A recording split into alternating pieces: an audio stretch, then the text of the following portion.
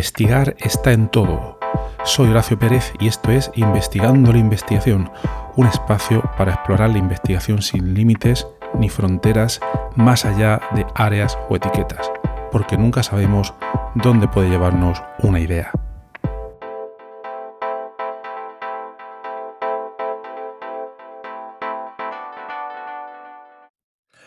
Este podcast empezó siendo un podcast de investigación académica dentro del área en la que yo trabajo, relacionada con temas de bioinformática, etc. Luego, con el paso del tiempo, lo empecé a ampliar con temas muy diversos. En principio dentro del mundo de las ciencias más duras, luego empecé a ampliar a otras ciencias en las cuales no tengo experiencia ninguna. Luego empecé a ampliarlo también a humanidades, a arte, etcétera, porque el tema principal del podcast es la investigación, de ahí el título, ¿no? Investigando la investigación. Y aquí de lo que se trata, mi objetivo inicial y mi objetivo actual todavía, después de, perdón, 380 episodios aproximadamente, es documentar, explorar el proceso investigador o investigativo, como si dijéramos en cualquier área. Ya como hemos dicho en episodios anteriores, en áreas académicas o no, incluso no estrictamente en áreas que tengan que estar regladas.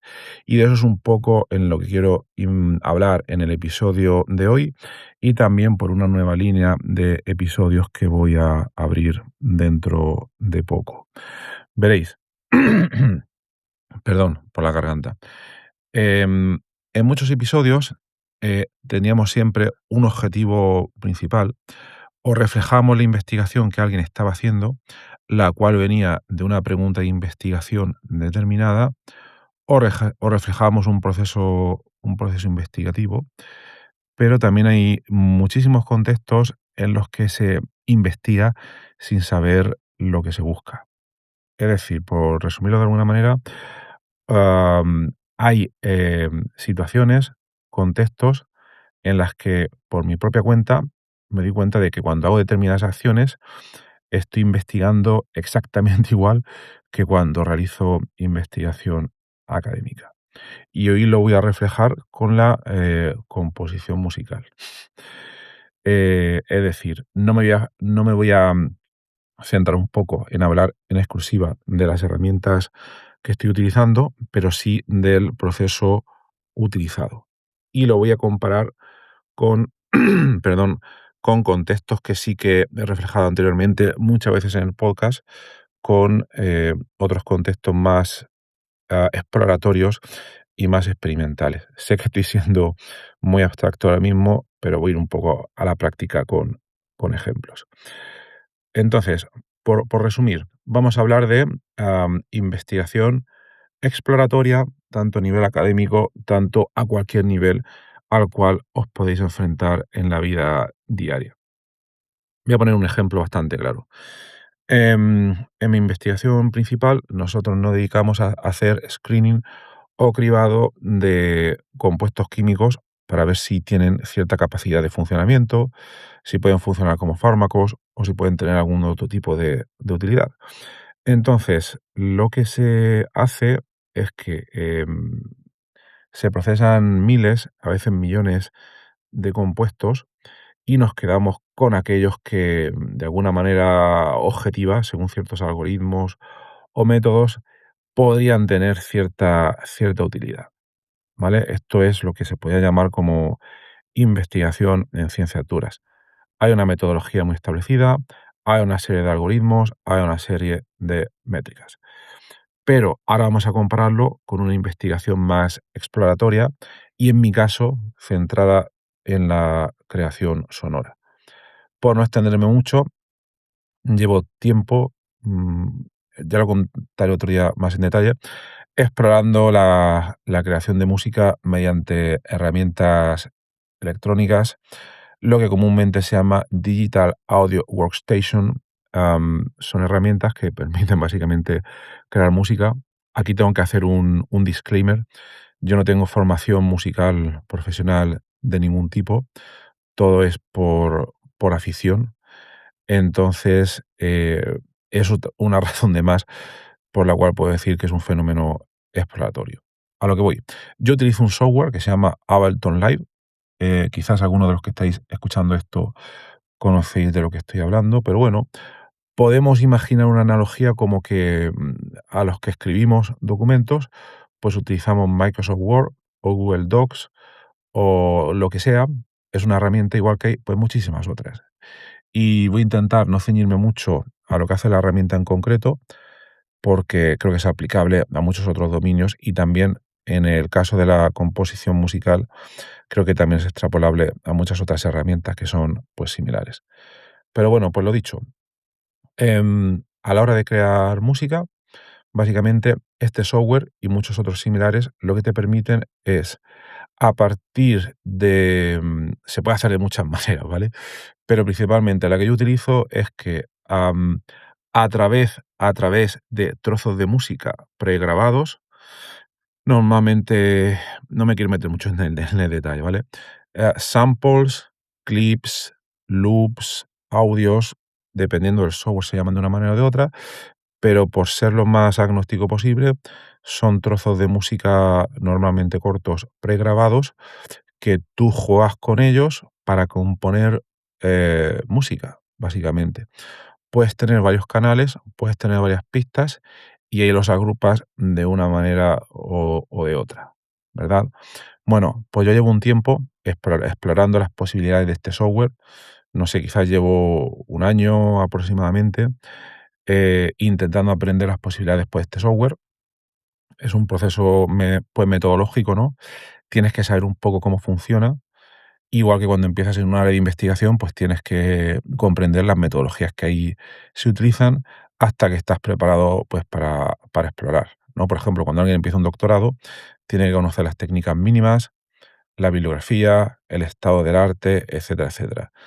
Entonces, en mi caso, no sé si he llegado el momento en este contexto de creación musical en que he realizado la suficiente exploración, pero yo creo que sí, porque soy más de el movimiento se demuestra andando, de pararme en profundidad a explorar todas las posibilidades que me ofrece el software. Bien, perdón, vamos a suponer que ya conozco bastante por la herramienta y entonces ya puedo explorar con ella. Ya conozco la herramienta, ya tengo los primeros datos experimentales. Igual en comparación con el otro contexto académico de descubrimiento de fármacos, ya conozco las metodologías, las herramientas computacionales para descubrir compuestos y ya hemos hecho los cálculos para predecir qué compuestos pueden funcionar o qué no. Y todo esto se hace de manera objetiva. En contraste, en esta exploración sonora, bien, ya conozco la metodología, ya aquí la cosa cambia un poco en cuanto a que yo no hago ahora una exploración, sistemática computacional.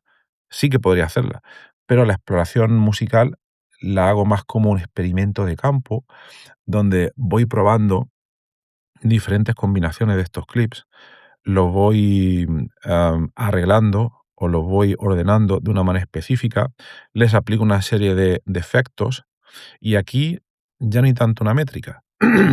Y de ahí la exploración. La métrica, en este caso, es subjetiva. La métrica, que no es una métrica, sino es el interés, es el efecto subjetivo que tiene en mí la música o los trozos de sonido o los paisajes sonoros que voy componiendo. Soy yo, en este caso, el que decide si veo cierto interés, si veo cierta sustancia en todo por lo que voy haciendo. Obviamente es una métrica subjetiva, que está basada en mi experiencia, en mis preferencias, en muchos patrones subjetivos. Pero esta serie de exploraciones, a lo largo del tiempo, a lo que me llevan es a recopilar una serie de datos y que a la larga me permiten llegar a una serie de conclusiones, una serie de hipótesis sobre cómo yo creo que tiene que funcionar esta composición musical, el manejo del software, etcétera, etcétera. Hay aspectos que pueden ser más metodológicos, conclusiones más metodológicas, puedo llegar a hipótesis más metodológicas que luego puedo profundizar más en ellas e incluso publicarlas en artículos científicos. Incluso tengo ciertas ideas para componer software que me pueda ayudar a manejar este programa de maneras específicas para composición musical, y eso podría articularse dentro de una publicación técnica de ingeniería. Pero en este otro caso también estoy hablando de una exploración musical, donde la señal o las conclusiones que voy obteniendo son más de manera, ya os comento, subjetiva. Y lo que quiero decir aquí es que al comparar estos dos tipos de investigación, en la investigación más química, la molécula que obtengo no me responde, no está interactuando conmigo. Es una investigación, como si dijéramos, más objetiva. Pero el sonido sí. En esta investigación sonora es un feedback que me da a mí de sensaciones. Pero yo creo que aquí lo importante, y no porque lo haga yo, lo he hablado con otros investigadores en este campo. De hecho, tuve en el podcast perdón, he entrevistado a personas que hacen una investigación en este campo muy interesante. No me acuerdo del número del episodio, pero si buscáis a Susana López, la entrevisté hace poco, creo que el pasado mes de noviembre, etcétera. Y también, no me acuerdo del nombre ahora mismo, son muchos episodios. Soledad Ruiz, perdón, Soledad Ruiz. Estas dos personas realizan una investigación sonora muy interesante y podéis ir a ellas, ¿vale?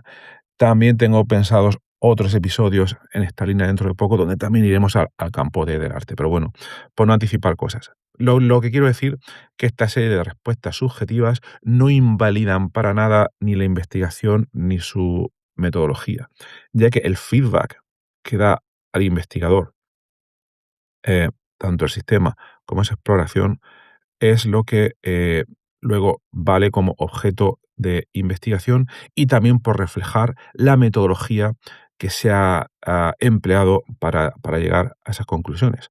Ambas cosas son reportables, ambas cosas pueden ser metodológicas y también pueden ser un fenómeno de estudio que se pueda compartir con otros investigadores dentro, pues, del mismo campo. En definitiva, quiero cerrar aquí. Sé que ha sido una reflexión un poco abstracta, pero este ha sido también un episodio que abre esa nueva serie de línea de investigación que voy a reflejar sobre procesos de exploratorios en investigación, donde al principio no hay una pregunta de investigación clara, no hay una metodología estricta de, pues, de investigación, pero al final sí que hay una serie de obtención de conclusiones, ya puedan ser objetivas o subjetivas, y ese creo que es el punto principal del episodio. Pueden estar apoyadas por metodologías y que luego son compartibles tanto a nivel metodológico como a nivel de conclusiones, y que nos permiten generar una serie de hipótesis.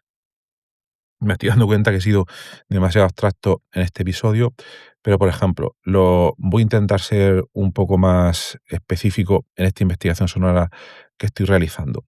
En ella, de lo que me he dado cuenta al experimentar con esta serie, pues, de herramientas, a nivel metodológico me he dado cuenta de flujo de trabajo que para mí son más eficientes a la hora de componer música. Por ejemplo, lo que me he dado cuenta es que es más sencillo, por no extenderme mucho, quizás lo puedo comentar en otro episodio, tener muy pocas pistas a la hora de componer, o como si dijéramos muy pocos instrumentos, quizás 4, 5, 6 pistas, es para mí la manera más eficiente. Para otras personas puede ser lo contrario. Quieren tener una gran paleta de colores, una gran paleta de sonidos, 20 canales, 30 canales, etcétera, con los cuales componer. Luego, por otra parte, también me he dado cuenta que a nivel metodológico, para mí el factor del caos, de la aleatoriedad, es importantísimo a la hora de componer música.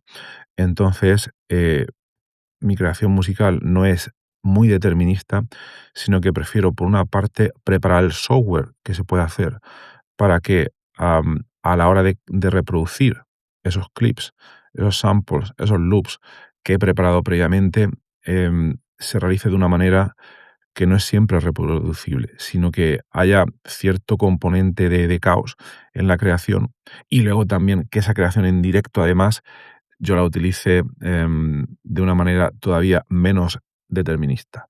Sé que suena muy abstracto todavía, entonces lo que trataré en siguientes episodios he de proporcionar ejemplos y como estamos hablando de música, pues añadiré pistas de audio que estoy componiendo para que se pueda no ver, sino escuchar un poco el proceso. Aunque ese es el resultado final, en realidad. Y yo creo que lo importante es cuál es el proceso investigador que se ha seguido. Entonces yo creo que al final lo importante es todo. Quizás esa música producida al final podría ser el material suplementario del paper, como si dijéramos, el proceso seguido, la parte metodológica y las conclusiones que pueden ser objetivas o metodológicas también, las que se reflejan pues en ese episodio. Entonces, bueno, nada más, espero no haber sido demasiado abstracto en este episodio y si os ha interesado, os agradecería muchísimo que en la plataforma en la que estéis escuchando este episodio, pues ya sea Spotify, Apple Podcasts, Evox, YouTube, etcétera, que le deis a like o similar, o que os suscribáis, porque eso ayuda muchísimo a que el podcast siga creciendo y pueda llegar a más gente. Así que gracias por todo y hasta el próximo episodio.